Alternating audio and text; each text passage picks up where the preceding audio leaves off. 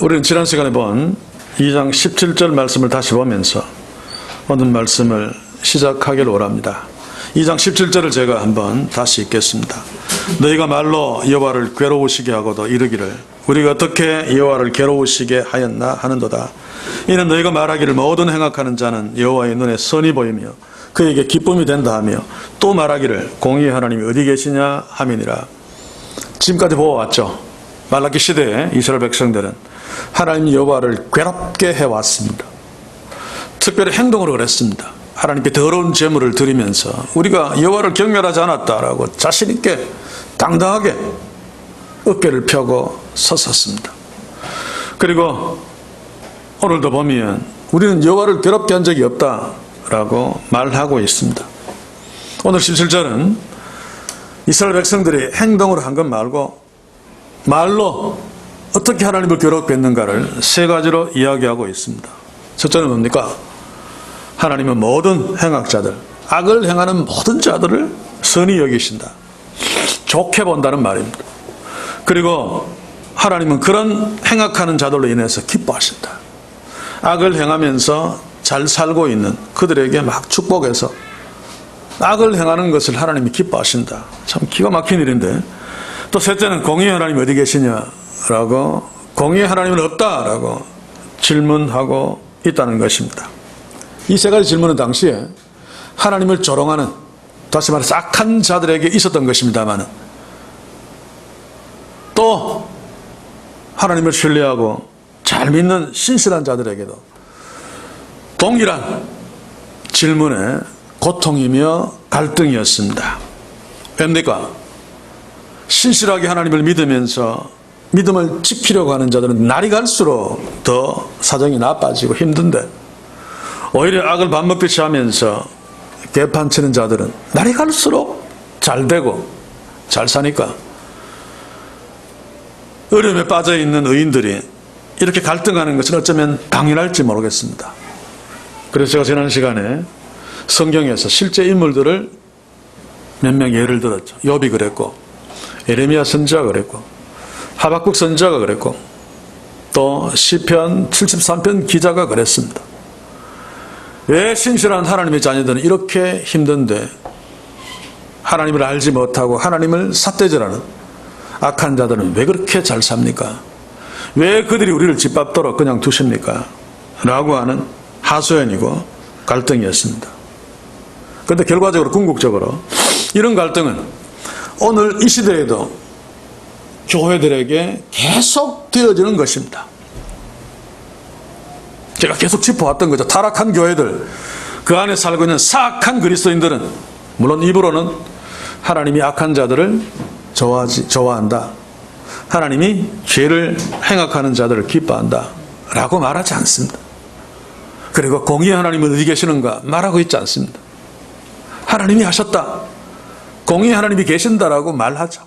그러나 그들의 행동, 삶을 보면 오늘 이 세 가지 하나님을 괴롭게 한 말들을 그들은 행동으로 입증하고 삶으로 외치고 있습니다. 자, 이때 정말 예수 잘 믿기를 원하고 말씀 하나로 더 순종하기를 원하는, 그래서 신실하게 살려고 애쓰는 자들, 그들 중에는 상당수는 삶이 고달프고 어려운 자들이 많습니다. 더구나 악한 자들에 의해서, 타락한 교회들에 의해서 핍박당하는 그런 자들은 공의의 하나님이 어디 계시느냐라고 질문하면서 한숨을 쉬고 있는 것이 사실입니다. 그러나 우리가 알아야 될 것은 그럼에도 불구하고 하나님을, 나의 아버지 되신 하나님을 정말로 바로 알고 있다면 아무리 나쁜 상황에서도 그냥 한숨을 쉬면서 비명을 내지른다 할지라도 공의의 하나님이 어디 계시느냐라고 하는 질문은 하지 않을 것이며, 하나님은 악한 자를 기뻐하신다, 그들은 선하게 계신다 라고 하는 그런 어떤 말은 하지 않을 것입니다. 자, 그런데 당시에 이런 말도 안 되는 말들이 있었던 것은 그들이 철저하게 하나님을 모르고 있다는 강력한 증거죠. 그래서 오늘 우리가 볼 말라기서 3장 1절에서 6절은 공의의 하나님이 어디 계시느냐 하나님이 악한 자를 기뻐하시고 좋게 여기시고 악한 자들을 통해서 기쁨을 누린다 라고 하는 그 말에 대해서 답변을 하고 있는 것입니다. 한마디로 이야기하면 아니다 라고 하는 거죠. 하나님이 악한 자들을 기뻐하시고 악한 자들을 선히 여기시는 것이 아니고 공의 하나님이 없는 것이 아니라 하나님은 하나님의 때에 반드시 오셔서 그들을 심판하실 것이다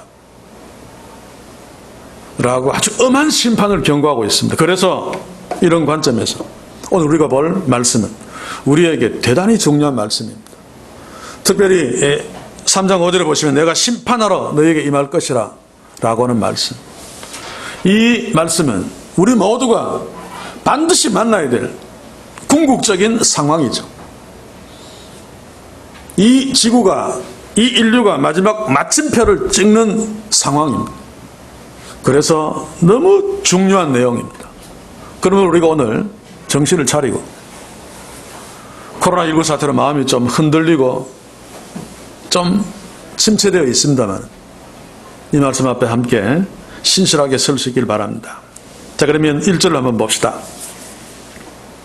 한번 읽어보겠습니다. 만군의 여호와가 이르노라 보라 내가 내 사자를 보내리니 그가 내 앞에서 길을 예비할 것이요 또한 너희의 구하는 바 주가 호련히 그 전에 임하리니 곧 너희의 사모하는 바 언약의 사자가 임할 것이며.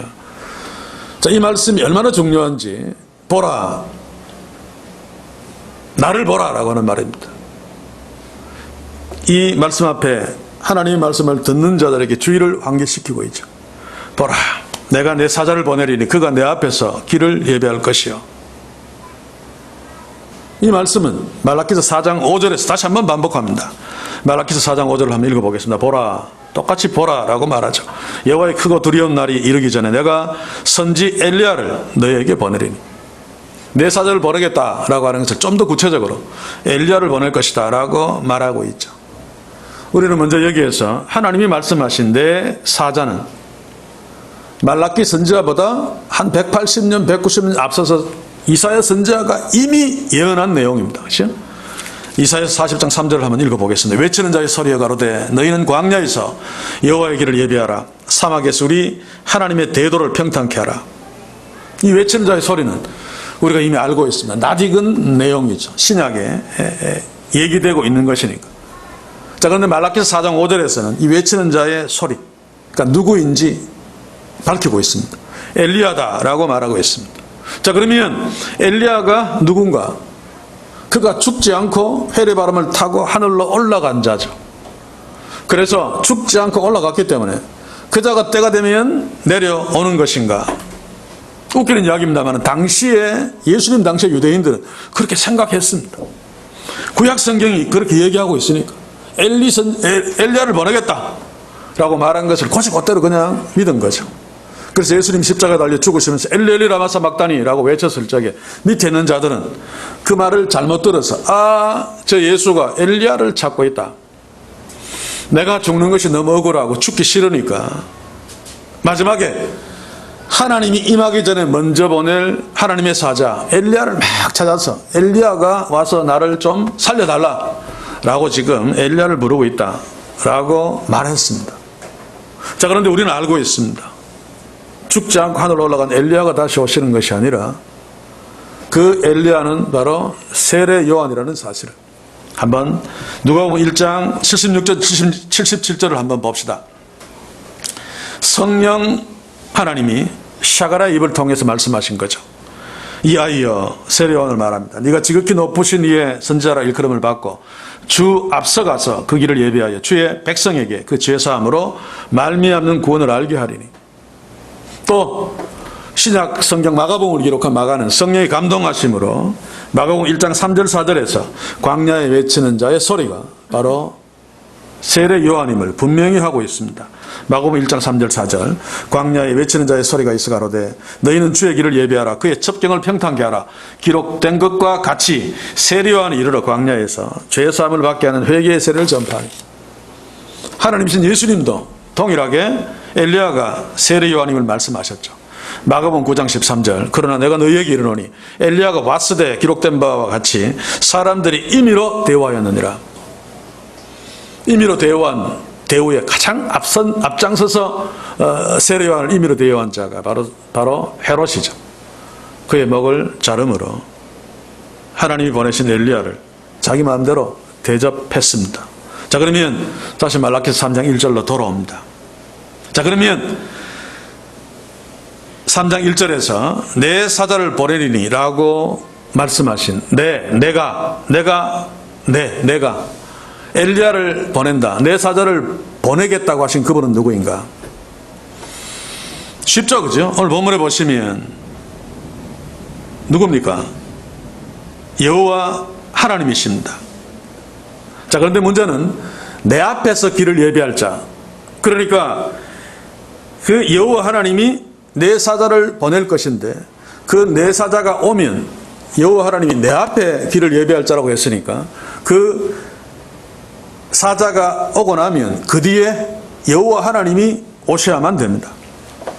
그래서 신약 성경을 이미 알고 있는 자는 이 본문을 가지고 여기에 분명히 만군의 여호와가 이르노라 말하노라 라고 내가 하니까 여호와 하나님은 틀림없죠. 그래서 여기서 내가는 여호와 하나님이 맞는데, 그러나 동시에 성자 하나님이신 예수 그리스도이기도 하다라고 말합니다. 이 말이 틀리지는 않았습니다만 그러나 엄밀하게 틀린 말입니다. 사실 이렇게 말하는 것은 신약 성경을 알고 있기 때문에 얘기하고 있는 거죠. 그러나 이 말씀을 하고 있는 말라기 선지자도 성자 예수님을 꿈에도 모릅니다. 그렇죠? 그리고 여기에서 그 앞에서 내 길을 예배할 것이요 또 라고 다음부터 저 3절까지는 하나님이 직접 말하는 것이 아니고 내가 하는 건 하나님의 직접 화법으로 얘기하는 거고, 그 뒤에 또 너희의 구하는 바 주가 호련히 그 전에 임하리니 곧 너희의 사모하는 바 언약의 사자가 임할 것이라 그의 임하는 날을 요 내용은 말라기가 지금 얘기하고 있는 거죠. 그래서 주니까 예수님이다 그렇게 이해해버리고 설명하는데, 말라기 시대 아니 구약 시대의 주, 영어로 로드라고 하는 것은 오직 여호와 하나님께만 적용되어지는 호칭입니다. 그래서 이 말씀을 놓고 볼 적에 하나님이 내 앞에 사자를 보내겠다라고 하신 말씀을 보면 세례 요한이 내 사자임을 우리가 신약 성경을 통해서 알고 있습니다. 자, 그러면 세례 요한이 오고 난 뒤에 오셔야 되는 분은 여호와 하나님이십니다. 그런데 우리가 신약 성경을 보면 여호와 하나님 대신 예수님이 오셨죠. 그래서 우리는 무엇을 깨달을 수 있습니까? 내 사자 세례 요한이 오고 난 뒤에 하나님이 오셔야 되는데 예수님이 오셨다. 그 예수님은 곧 하나님이시다 라고 결론 내릴 수 있습니다. 요한복음 1장 1절에 보시면 태초에 말씀이 계시니라 이 말씀이 하나님과 함께 계셨으니 이 말씀은 곧 하나님이시니라. 그 말씀이 육신이 되신 것이죠. 그래서 우리는 미리 3장 1절에서 하나님과 동시에 예수님이다 라고 이해하지 말고, 하나님이 오시기로 하셨는데 실제로 오신 분은 예수님이다. 그러니 하나님의 시건치 않으시는 하나님이시니까 그 실제로 오신 예수님이 단순한 인간이 아니라 바로 하나님이시다, 여호와 하나님이시다라고 말해도 됩니다. 삼위일체 하나님을 염두에 놓고 본다면. 그래서 하나님은 하나님의 아들 예수 그리스도를 보내셨다. 그 예수 그리스도는 말라기서 3장 1절에서 여호와 하나님이 약속하신 바로 그분이시다. 그분과 동일하신 하나님이시다. 그래서 우리는 말라기서 3장 1절 가지고도 예수님이 하나님이심을 입증할 수 있습니다. 이 사실을 염두에 두시고 이제 다음 본문을 함께 봅시다. 문제는 뭔가 하면 오늘 지금 말라기 선지자는 뭐라고 말합니까? 호련히 그 전에 임하겠다. 주가 앞서 내 사자를 보내신 그분이 호련히 하나님의 전에 성전에 임하는데 곧 너희의 사모하는 바 언약의 사자가 임할 것이다. 지금 이스라엘 백성들은 사모하고 있죠. 무엇을 사모하고 있습니까? 학개 선지자가 예언한 그 내용을 사모하고 있습니다. 제가 말라기서를 시작하면서 말씀드렸는데 학개서 2장 7절 한번 봅시다. 또한 만국을 진동시킬 것이며 만국의 보배가 이르리니 내가 영광으로 이 전에 충만케 하리라. 만군의 여호와의 말이라. 성전에 내가 임하여 이 성전을 나의 영광으로 충만케 하겠다. 그래서 그들은 포로에서 돌아와서 그 약속을 믿고 성전을 열심히 지으면 배를 쫄쫄 굶어가면서 하나님이 약속하신 대로 임해서 그 성전을 영광으로 가득 채우므로 우리가 정말로 잘 될 거야 라고 생각했는데 그들이 구하는 바 하나님의 영광은 성전에 임하지 않았습니다. 그래서 포로에서 돌아온 이스라엘 백성들은 하면 기다리다가 나중에는 낙심천만해서 끝내는 제사장들을 비롯해서 이스라엘 백성들 전부가 하나님을 조롱하며 개판 쳤던 것입니다. 자, 그런데 말라기 선지자는 이런 그들에게 말합니다. 그게 아니고 너희의 구하는 바 주가 호련히 그 전에 임하리니 곧 너희의 사모하는 바 언약의 사자가 임할 것이다. 반드시 임할 것이다 라고 이야기합니다. 자, 학개 선지자가 예언한 그 하나님의 언약, 그 영광의 주가 진짜 호련히 성전에 임할 거다라고 말하는 거죠. 하나님은 시건차르시는 하나님이십니다. 하나님의 말씀 반드시 이루십니다. 특별히 자기 백성들이 하신 약속은 자기 아들을 죽이면서까지 이루시죠. 그래서 하나님께서는 말라기 선지자를 통해서 이스라엘 백성들에게 하신 약속을 지키시기 위해서 말라기 선지자가 예언한 이때로부터 약 한 500년쯤 후에 유대 땅에 인간 요셉을 통해서 인간 마리아를 통해서 그의 하나밖에 없는 아들을 인간으로 조용히 베들레헴에 보내셨습니다. 그리고 그 예수님은 약 한 30년쯤 후에 호련히 갑자기 예루살렘 성전에 나타나셨죠. 확실하게 특정할 수는 없습니다만 요한복음 2장 13절 14절이 그것이라고 짐작되어집니다. 한번 읽어보겠습니다.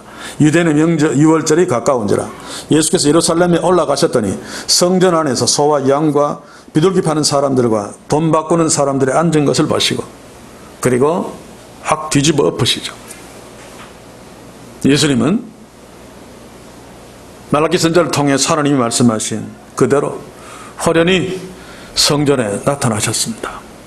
자, 그런데 문제는 수천 년 동안 이 언약의 사자를 기다렸던 이스라엘 백성들, 특별히 성전 당국자들, 누구보다도 하나님을 잘 알고 잘 믿는다고 하는 그들은 예수님을 알아보지 못했습니다. 오늘 우리는 그것보다 오늘 본문이 지금 주목하고 있는 것은 언약의 사자가 임하면 무슨 일이 일어날 것인가 그 말입니다. 다시 말하면 언약의 사자가 임해서 무슨 일을 할 것인가 그 말이죠. 정말 중요한 내용이 아닐 수 없습니다. 자, 그런데 그것이 바로 말라기서 3장 2절 3절의 내용이죠. 그가 임하는 날에 누가 능히 당하며 그에 나타나는 때 누가 능히 서려 쭉 3절 끝에 그들이 의로운 제물을 나 여호와께 드릴 것이라. 이것 때문에 주가 임해서 일한다 라고 하는 말인데 그 내용이 뭔가 하면 주석을 보면 일반적으로 2절에서 4절은 예수님의 초림 때 예수님이 하시는 일이고 5절이 재림 때 하는 일이다 라고 설명합니다. 이것도 신약성경 미리 알고 섣불리 이 본문을 설명하고 있는 거죠. 정확하게 말하면 틀린 이야기입니다. 오늘 본문 2절 3절의 내용은 심판 이야기를 지금 하고 있습니다. 자, 우리가 알아야 될 것은 예수님의 초림과 재림이 나뉘어지지 않습니다. 그렇죠? 예수님이 초림하시어서 어떤 일들을 하시고 십자가 죽으심이 가장 중요한 일입니다만 승천하셨습니다만 보내신 성령을 통해서 계속 그 일을 해오시죠. 지금도. 그리고 예수님이 재림하실 때 모든 것에 마침표가 찍혀집니다. 초림하신 예수님은 지금도 일하고 계십니다. 성령을 통해서. 자, 그런데 초림 이후에 예수님이 초림하신 이유가 뭔가 하면 사실은 세상을 심판하시기 위해서입니다. 그래서 신학적으로 예수님의 초림 때 본격적인 종말이 시작되었고 동시에 하나님의 심판도 시작되었고 그 하나님의 심판을 위해서 동시에 하나님의 구원도 시작되었다. 자, 구원은 최종 심판을 위한 준비죠. 지금의 구원, 궁극적인 구원 말고 하나님이 예정된 자를 예수 믿게 하시고 갈라내시는 것은 악한 자들을 심판하시기 위함입니다. 예수님이 재림하셔서 악한 자를 마지막으로 심판하시는 이유는 골라낸 자들에게 약속하신 구원을 궁극적으로 완전한 구원을 주시기 위해서. 오늘 본문에 의하면 의로운 제물을 여호와께서 받기 위해서 완전한 예배를 이들이 하나님께 드리도록 하기 위해서, 그래서 하나님이 이들을 통해서 기쁨을 누리기 위해서 예수님이 이 땅에 오신 것입니다. 이 땅을 심판하시기 위해서. 그 심판을 위해서 성도들을 골라내시고 악한 자들을 갈라놓으셔서 마지막 때 궁극적인 심판을 하십니다. 그럼에도 불구하고 예수님이 초림하셔서 지금까지 하나님은 하나님의 구원과 하나님의 심판을 계속하고 계십니다. 요한복음 9장 39절 한번 봅시다. 예수께서 가라사대 내가 심판하러 이 세상에 왔으니 보지 못하는 자들을 보게 하고 보는 자들을 소경이 되게 하려 함이라. 보지 못하는 자들을 보게 한다는 것은 보지 못하지만 하나님의 예정된 백성들을 보게 만들어서 구별해내는 거죠. 예수 믿게 만드는 거죠. 반대로 악한 자들은 제사장들이나 바리새인들 같은 자들 보는 것처럼 보이지만 소경되게 만들어서 가려내겠다. 이 자체가 심판입니다. 그리고 궁극적으로 예수님이 재림하셨을 때에 그들을 완전히 심판하실 것이다 라고 하는 내용입니다.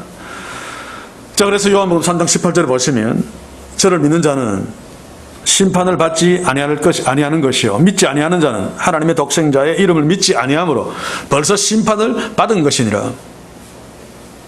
다시 말합니다마는 예수님이 초림하셨을 때 이미 하나님의 구원과 하나님의 심판은 시작되었습니다. 동시에 진행되고 지금까지 진행되어 오고 있습니다.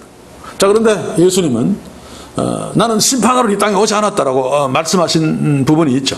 모순처럼 보입니다마는 12장 47절 요한복음 사람이 내 말을 듣고 지키지 아니할지라도 내가 저를 심판하지 아니하노라. 내가 온 것은 세상을 심판하러 온 것이 아니요 세상을 구원하려 함이로다. 이것 가지고 만민구원소를 주장하는 사람도 있습니다만 이 내용을 보시면 저는 문맥을 봐야 됩니다. 12장 44절 46절 바로 앞부분을 보시면 쭉 지나가서 46절만 제가 읽을게요. 나는 빛으로 세상에 왔나니 무릇 나를 믿는 자로 어두움에 거하지 않게 하려 함이로다. 바로 내가 이런 자들을 심판하러 오지 않았다는 말입니다. 그리고 뒤로 가서 12장 48절에 보시면 나를 저버리고 내 말을 받지 아니하는 자를 심판할 리가 있으니 곧 나의 한 그 말이 마지막 날에 저를 심판하리라. 예수 믿게 할 하나님의 자녀들은 내가 심판하러 온 것이 아니고 끝까지 악한 자들을 심판하러 왔는데 지금 심판하지 않겠다는 말은 그들을 내가 지금 최후의 심판을 하지 않겠다는 말입니다. 계속 심판이 진행되고 있지만 예수님의 재림 때 최후의 심판이 있을 것입니다. 그 심판을 해야 되죠. 악한 자들을 다 쓸어내야지 남은 자들은 순수한 금, 의로운 자들이 남게 됩니다. 그래서 이런 자들을 통해서 이런 자들이 하나님께 온전한 예배를 드릴 수 있고 하나님은 이런 자들을 통해서 기쁨을 누리게 되죠. 이것이 바로 온전한 천국에서 이루어지는 것입니다만은, 자, 우선 이렇게 정리해 놓고, 그렇다면 오늘 우리가 읽은 본문 2절, 3절에 나타난 이 말, 그는 금을 연단하는 자의 불과 표백하는 자의 잿물과 같을 것이다. 이 말이 무슨 의미인지 분명해지죠. 심판 이야기입니다. 자, 그런데 보면 우리는 불로 실현하고 금에서 불순물을 가려낸다 그러면 성화를 생각합니다. 하나님이 성도들을 막 불같이 실현해서 불순물을 막 계속 제거해내고 그래서 순수한 금으로 점점 만들어 가신다. 그 말은 맞습니다만 이 본문은 그 뜻이 아닙니다. 여기서 지금 심판 이야기인데 금 같은 성도들과 함께 악한, 심판마다 마땅한 악한 자들이 지금 섞여 있다 그 말입니다. 그래서 하나님이 궁극적인 심판을 하시기 위해서 하나님의 능력으로 지금 금과 불순물들을 갈라놓는다는 얘기죠. 이런 갈라놓는 상황 속에서 성도들은 고난당하게 되어 있습니다. 불이 막 임하니 시련당하게 되어 있습니다. 그러나 그럼에도 불구하고 금인 성도들은 결코 그 시련 때문에 불순물이 되지 않습니다. 더 순수한 궁으로 드러나죠. 불순물과 갈라서 불순물을 완전히 버려버리는 그 심판을 위해서 지금 하나님은 마치 재련소에 대장간에 그 불을 가지고 금을 재련하는 것처럼 그렇게 심판자로 임하신다 그 말입니다. 마찬가지로 표백하는 자의 잿물, 이것도 성도들의 옷을 막 깨끗하게 잿물로 빨아서 더욱더욱 깨끗하게 만드는 성화의 이야기로 대부분 받아들입니다만 그 이야기가 아닙니다. 그렇지? 깨끗한 옷, 하나님의 백성입니다. 거기에 악한 자들, 더러운 때들이 막 덕지덕지 묻어가지고 지금 세상에 존재하고 있죠. 그런데 하나님은 깨끗한 옷, 하나님의 백성들을 구원하시기 위해서 빨래하는 자가 잿물로 막 그것을 빨아내듯이 더러운 때들을 가려낸다는 말입니다. 물론 그 속에도 뭐 성화의 의미를 찾으면 찾을 수 있지만 이 본문은 성도를 성화시킨다는 얘기가 아니고 진짜와 가짜를 갈라내기 위해서 예수님께서 호련히 이 땅에 임했다라고 하는 것입니다. 자, 문제는 왜 하나님이 이런 일들을 하시는가라고 하는 하나님의 목적입니다. 자, 3절 4절을 봅시다.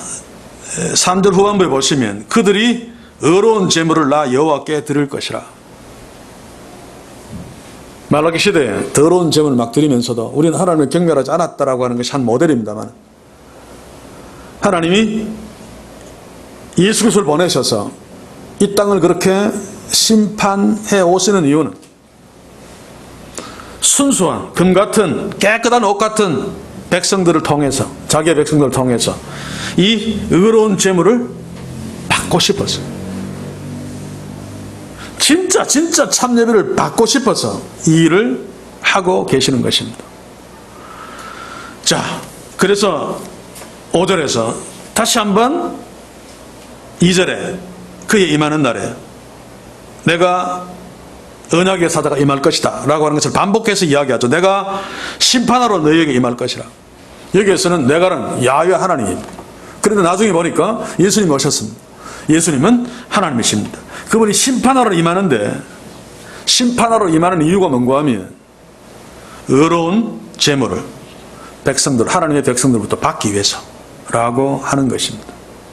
그 심판의 대상자들 뒤에 나옵니다만 그 뒤에 얘기하기로 하고, 저는 지금까지 급하게 오늘 본문의 내용들을 그냥 추측하고 설명만 했습니다. 적용을 하지 않고.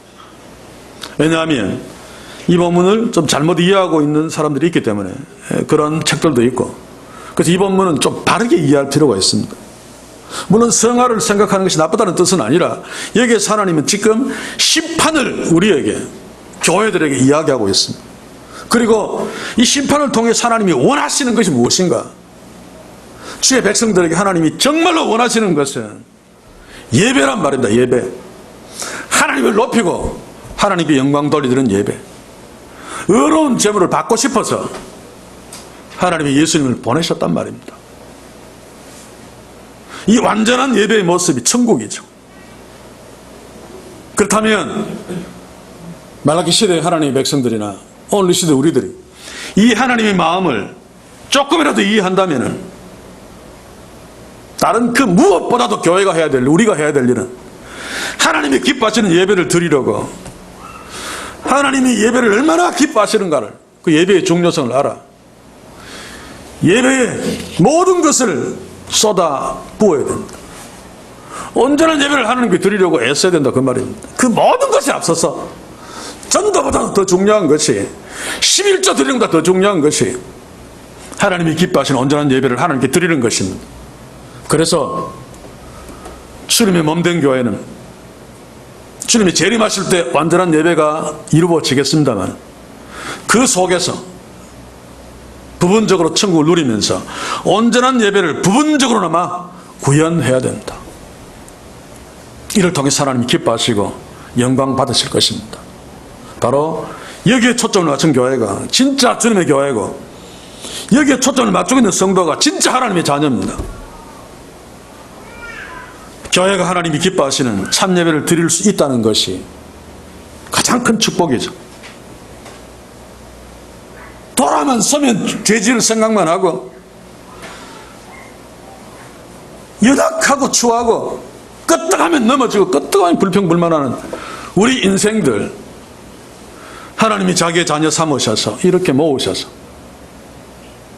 이런 우리들이 하나님이 기뻐하시는 예배를 드릴 수 있다. 물론 온전하지는 않다 할지라도 하나님이 우리 예배를 통해서 우리를 기뻐하신다.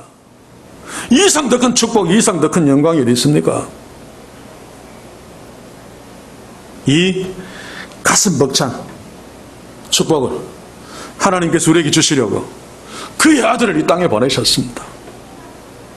그 축복을 우리에게 주시려고 그의 아들을 이 땅에 보내셔서 구원과 심판을 동시에 시작해 하셨습니다. 요한복음 4장 23절 24절 보십시오. 아버지께 참으로 예배하는 자들은 신령과 진정으로 예배할 때가 오나니 곧 이때라. 아버지께서 이렇게 자기에게 예배하는 자를 찾으시느니라. 하나님은 영이시니 예배하는 자가 신령과 진정으로 예배할지니라. 예수님이 이 땅에 오셔서 사마리아 여인, 수가성 여인에게 하나님이 예배의 축복을 하시기 위해서 나를 보내셨음을 얘기하고 있습니다. 하나님은 예배하는 자들을 찾으십니다.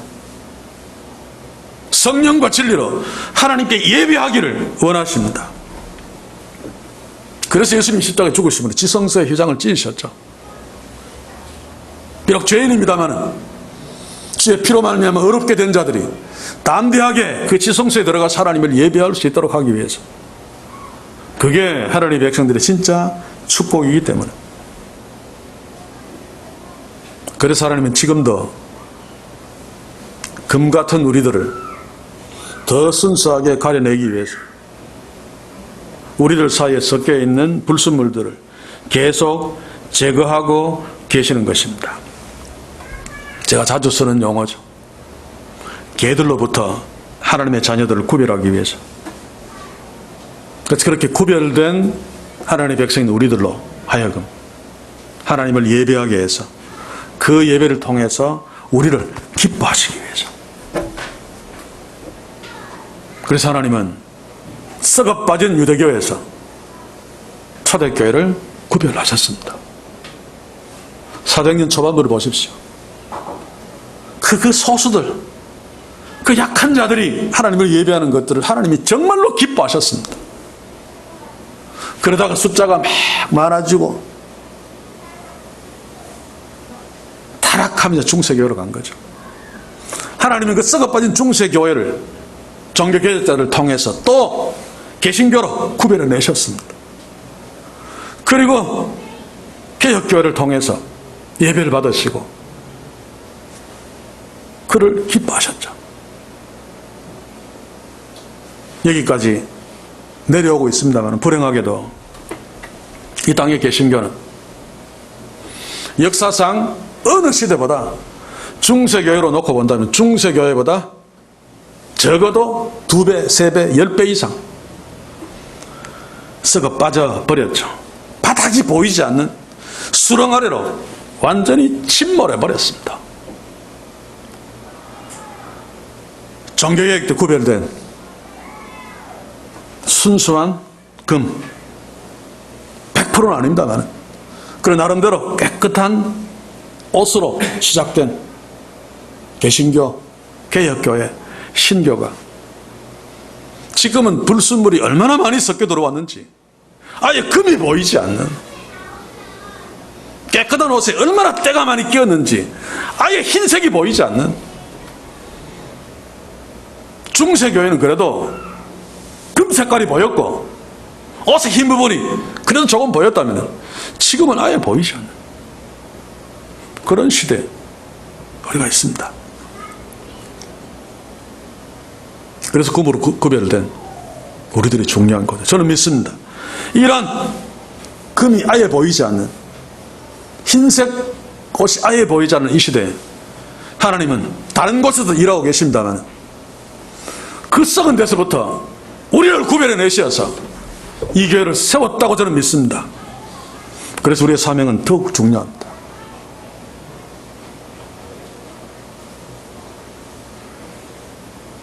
저는 이 땅에 타락한 교회들을 어느 순간에 완전히 포기했었습니다. 그래 다시 큐티를 하다가 에스겔서를 읽으면서 내가 잘못 결론 내렸다. 그렇게 결론 나든 그렇지 않든 간에 하나님의 일하심을 기대하면서 우리가 해야 할 일들을 찾아서 그 일을 할 수 있도록 준비하고 훈련해야 되는,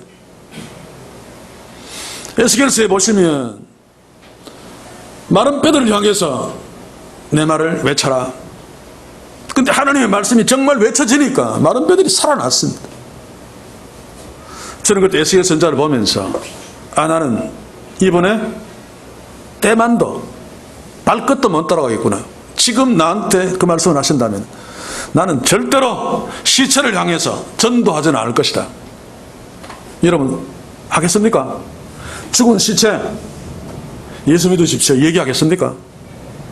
하나님의 아들이 우리를 위해서 죽으셨습니까? 죽으셨습니다 말할 수 있겠습니까? 안 합니다. 안 해. 그런데 에스겔은 했단 말입니까? 했단 말입니다. 이유가 뭡니까? 전능자 하나님을 정말로 믿었기 때문입니다. 나한테 이런 에스겔의 믿음이 없었구나. 그래서 오늘 설교를 시작하기 전에 그 찬양 저한테는 못이 되어서 박혔습니다. 다시 한번 저의 불신앙을 찌락하는 성령의 소리였습니다. 사랑하는 성도 여러분, 하나님이 금 색깔이 아예 보이지 않는 불순물 득실득실한 교회 속에서 우리를 구별해내셨다는 사실을 분명히 믿으시며 그 앞에 신실하게 함께 서야 합니다. 그래서 먼저 하나님 우리를 통해서 또 다른 곳에도 구별해내신 공동체들이 있겠죠. 통해서 온전하지는 않다 할지라도 거의 온전한 예배를 받고 싶어 하십니다. 그래서 지금 5절에 말기 선자를 통해서 이 말을 하고 있는 거죠. 심판의 대상이 되는 자, 술수하는 자, 간음하는 자, 거짓 맹세하는 자, 품꾼의 삭슬을 어울게 하는 자, 이런 죄의 목록들을 제시하시면서 너희들이 이런 죄들과 싸워야 된다. 이겨야 된다. 그래야지 나한테 온전한 예배를 드릴 수 있다. 라고 각자에게, 우리 공동체에게 도전하고 계십니다. 물론 성경에서 제목들이 굉장히 많지만 여기에 나열된 제목은 전능자 하나님께 도전하는 죄들입니다. 다시 말해서 전능자 하나님께 진짜 예배를 하지 못하도록, 그럼에도 불구하고 진짜 예배인 줄 알고 있는 유사 예배에 길들여져 있는 그런 공동체 안에 있는 죄들입니다. 이들 죄들과 싸워서 이기고 이것을 끄집어내지 않으면 결코 하나님이 기뻐하시는 예배, 또 그 예배를 통한 하나님의 기쁨이 되는 교회, 하나님의 자녀는 될 수 없죠. 지금 타락한 교회들이 여기에 나열된 죄들 깊숙이 갖고 있죠. 술수가 뭡니까? 무당짓 하는 거죠. 쉽게 이야기하면. 오늘 이 시대 교회들, 성령 충만하던 교회들 다 이 무당짓 하고 있죠. 저도 압니다. 목사들 세계 속에서 이런 신령한 짓들을 하지 않으면 부흥하지 않는다. 부흥이 아니죠. 커지지 않는다는 거 압니다. 목사가 신비한 어떤 전술을 쓰지 않으면, 그리고 대단히 하나님과 가까이 있는 신령한 존재라는 사실을 계속 부각시키지 않으면 사람들이 혹하지 않는다는 것입니다. 그러나 이런 것들은 무당짓을 하는 것입니다. 저에게도 신학교 선배가 교회가 부흥하려면 소위 커지려면이죠. 너희들은 성도들에게 가장 큰 무당이 되어야 된다. 말도 안 되는 소리를. 예수님이 그 대표적인 무당이라는 것입니다. 참 기가 막힌 소리인데 커지는 것이 목표니까 무슨 짓을 못 하겠습니까? 두 번째는 간음입니다. 물론 영적인 간음도 생각해야 되겠죠. 여기서는 그냥 음란죄죠. 그렇지? 음란죄는 누구를 대상으로 짓습니까? 하나님의 형상을 갖고 있는, 하나님이 허락한 아내와 남편이 아닌, 그러니까 간음을 한다는 것은 하나님의 형상을 갖고 있는 그를 통해 쾌락을 누리는, 그래서 하나님의 형상을 파괴하고 도전하는 행위입니다. 이런 자들이 무슨 참예배를 드릴 수 있습니까? 우리도 물론 그렇습니다만, 그러나 그럼에도 불구하고 그것의 심각성을 깨달아 그것과 싸우면서 이기려고 애쓰는 자들, 하나님이 그런 자들을 기뻐합니다. 오늘 시대에 교회 안에 음란이 얼마나 깊숙이 들어왔습니까? 훌륭하다는 목사님들, 뉴스에 막 나는 거 보면 목사님들이 특별히 음란하고 나쁜 짓을 하는 것이 아니라 교회가 그렇다는 것을 빙산의 일각으로 보여주는 거죠. 나머지는 이야기할 필요가 없습니다. 그래서 그 모습들이 우리의 모습임을 겸손히 인식하고 오늘 간음이라고 하는 앞에서 우리는 싸워야 됩니다. 그래야지 하나님이 기뻐하시는 예배를 하나님께 드리면 하나님의 기쁨이 우리가 될 수 있단 말입니다. 거짓 맹세, 하나님의 거룩한 이름을 파괴하는 거죠. 썩어빠진 교회일수록 성령 하나님, 주여 하나님의 이름으로 이따위 소리를 너무너무 많이 합니다. 이게 거짓 맹세 속합니다. 손축복 막 이야기하는데 아멘 아멘 하는 이 딱 거짓 맹세에 속합니다. 뿐만 아니라 품꾼의 싹 과부와 고아를 압제하고 나그네를 억울케 하며, 이것은 하나님의 백성들을 압제함으로 하나님께 도전하는 행위들이죠.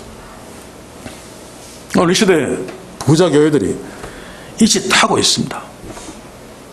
겉으로는 아닌 것처럼 보여도 우리가 이렇게 잘 삶으로 하나님이 축복했다라고 하면 어렵고 가난한 교회들은 상대적으로 이들에 의해서 핍박받고 압제당하는 거죠. 그래서는 안 됩니다만, 얼마나 압박을 받았으면 초대형 교회 옆에 있는 지하 개척교회 하는 목사님이 그 교회에 가서 불을 지르는 일이 일어났겠습니까? 오래전의 이야기입니다만, 말도 안 되는 이야기입니다만, 그러나 불지른 목사만 욕할 것이 아닙니다. 불지름의 대상이 된 교회도 한번 깊이 돌아봐야 되죠. 이 모든 것들이 하나님을 경외치 않으면서부터 출발합니다. 한마디로 뭉뚱그려 이야기하면 나를 경외치 아니하는, 하나님을 두려워하지 않는 거죠. 우리는 하나님을 얼마나 두려워하고 있습니까? 하나님을 얼마나 경외하고 있습니까? 우리는 속된 말로 하나님을 내 통장의 잔고보다 더 귀하게 여깁니까? 내 통장의 잔고가 귀해서 하나님을 찾고 있습니까? 하나님이 기뻐하시는 예배를 위해서 이런 질문들을 스스로 해야 됩니다. 이 제목들은 어쩌면 우리 교회 우리에게 몰래 스며들어왔을 수 있습니다. 아니 그냥 정확하게 이야기하면 정도의 차이는 있을지 몰라도 우리에게도 있는 것입니다. 인정해야 됩니다. 그래서 이것과 싸워야 됩니다. 물론 어려움이 있을 것입니다. 철저하게 싸우려면 때로는 실패도 할 것입니다. 그러나 그럼에도 불구하고 승리할 수 있습니다.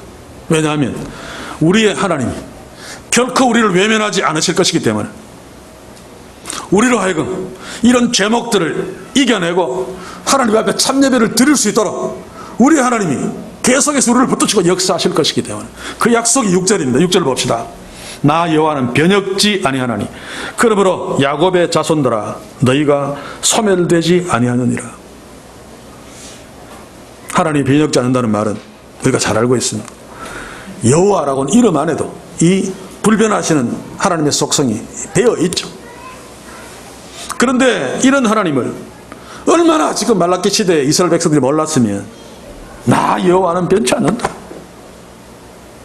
얼마나 하나님이 답답하겠습니까? 그리고 야곱의 자손들아, 진짜 나의 백성들아, 너희들은 결코 소멸되지 아니하느니라, 망하지 않을 거야 라고 말씀하십니다. 사랑하는 성도 여러분, 이 6절의 말씀 지금 우리에게 하고 계시는 거죠. 우리가 결코 잊지 말아야 됩니다. 하나님은 변치 않습니다. 날마다 변하는 것이 우리죠. 하나님은 변치 않으시는데 내가 변해서 이렇게 하나님을 보면서 하나님이 변했다, 하나님이 나를 사랑하지 않아 라고 말하고 있는 것입니다. 하나님이 우리를 향한 사랑, 독생자들을 죽이기까지 우리를 사랑하셔서 하나님의 자녀 삼으신 그 사랑 절대로 변치 않으십니다. 따라서 우리는 주께서 우리에게 금으로 구별해내시고 우리를 통해 온전한 예배를 받고 싶어 하시는 바로 이런 그림, 이런 비전을 우리에게 주시고 그것을 이룰 때까지 결코 주저앉거나 무너지지 않도록 계속 역사하실 것입니다. 사랑하는 성도 여러분, 너희가 소멸되지 아니하리라. 하나님 우리를 구별해서 금으로 구별하셨다. 하나님이 때로부터 우리를 구별해서 하나님의 자녀의 옷으로 구별하셨다. 그런 사실을 분명히 의식하면 이 자의식이죠. 비록 잘 안 되더라도 하나님을 기쁘시게 하는, 하나님의 기쁨이 되고 싶은 가장 큰 축복 열망할 수밖에 없고, 그게 잘 안 되더라도 그렇게 하고 싶어서 하나님이 지적하신, 말라기서는 지적하신 이 제목들과 싸워 이기려고 애쓸 것입니다. 또 졌습니다. 또 졌습니다. 나는 안 돼가 아니고 아무리 지고 내가 무너지고 아무리 죽을 죄를 계속 지고 무너져도 하나님을 향한 내가 이 죄를 이겨야 되는데, 나는 하나님의 자녀인데, 나는 깨끗한 금인데, 나는 옷인데 라고는 분명한 의식 성령께서 그렇게 하시겠죠. 있으면 우리는 결코 소멸되지 않습니다. 왜냐하면 영원 무궁하신 하나님의 자녀이기 때문에 우리도 영원 무궁합니다. 그래서 일시적인 실패 앞에서 두려워하지 맙시다. 결코 하나님 우리를 망하게 두지 않습니다. 실패가 우리에게 설령 연속된다 할지라도 하나님은 그 실패를 통해서 우리에게 더 큰 기쁨, 더 큰 축복, 더 큰 영광을 주시기 위해서 합력하여 이루시는 일들을 계속하고 계십니다. 문제는 우리가 그것을 깨닫지 못하고 있는 것이 문제죠.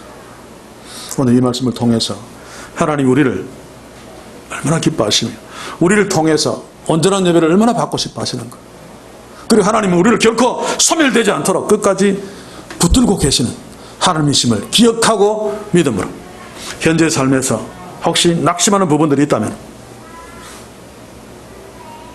다시 그 하나님으로 인하여, 그 예수 그리스도의 십자가로 인하여 힘을 내어서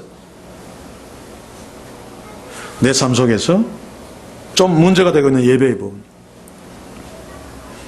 그 예배에 영향 주는 나의 삶의 부분을 돌아보면서 주 앞에 엎드린다면 주께서 우리에게 다른 부분에서의 승리도 반드시 주실 것입니다. 하나님은 자기의 백성들을 사랑하시기 때문에 그 승리를 통해서 온전한 예배를 드리기를 기뻐하시는 주의 백성들을 결코 소멸하게 두시지 않으시고 축복하실 것입니다. 그게 다윗의 인생을 통해서 이미 입증된 거죠. 그렇게 많은 위기의 순간 속에서도 하나님은 다윗의 생명을, 그를 소멸되도록 그냥 두지 않았습니다. 결국 내 잔이 넘치나이다 라고 하면서 하나님이 주신 축복으로 승리의 노래를 부를 수 있었습니다. 하나님 우리 모두에게 그런 승리, 그런 축복을 주실 것입니다. 그러므로 우리에게 주신 비전, 하나님의 예배를 너희들을 통해서 나는 진짜 예배를 받고 싶다. 세계교회, 한국교회, 나를 진짜로 예배하는 교회가 너무너무 없다. 너희들을 통해서 기쁨을 누리고 싶다 라고 하시는 주의 마음을 우리가 100분 이해해서, 비록 모자란다 할지라도 개인적으로 또는 가정에서, 특별히 교회 공부에서 공예배로 모일 적에 하나님이 기뻐하시는 예배를 드리려고 애를 쓰며 그 예배를 위해서라도 일주일의 삶 속에서 죄와 싸우는 축복의 사람들이 있기를 주의 이름으로 간절히 소원합니다. 기도합시다. 주여, 오늘 말씀을 통해 하나님이 이 땅의 교회들을 향해서, 우리를 향해서 가장 원하시는 것이 하나님께 드린 참예배임을 확인했습니다. 또 참예배를 하는 자들이 이 땅에서 가장 복된 자임을 또한 우리가 압니다. 그러나 그럼에도 불구하고 예수님 당시의 유대교처럼, 중세교회처럼, 또 타락한 이 시대의 교회들처럼 그렇게 흘러가는 속에서 우리가 경계심을 늦춰버리고 선과 악을 분별하지 못하고 다 그러면서 그냥 흘러가고 있지는 않습니까? 다시 한번 이 교회 우리를 돌아보게 하시고 우리 속에 숨어있는 하나님께 참예배를 드리지 못하게 하는 죄들을 발견하고 성령의 도우심으로 그 죄들과 싸우게 하셔서 비록 모자라고 비록 부족하나 비록 소수의 모임이나 예배 때마다 신령과 진정으로 성령의 능력으로 말씀에 의지하여 하나님이 기뻐하시는 예배를 드리는 축복을 이 교회가, 우리의 가정들이, 우리가 누리게 하셔서 우리를 소멸케 하지 않으시고 승리의 축복을 주시기를 원하시는 하나님의 그 축복을 우리 모두가 누리며 승리의 잔을 다윗처럼 높이 들 수 있도록 축복해 주시옵소서. 예수님의 이름으로 기도하옵나이다. 아멘.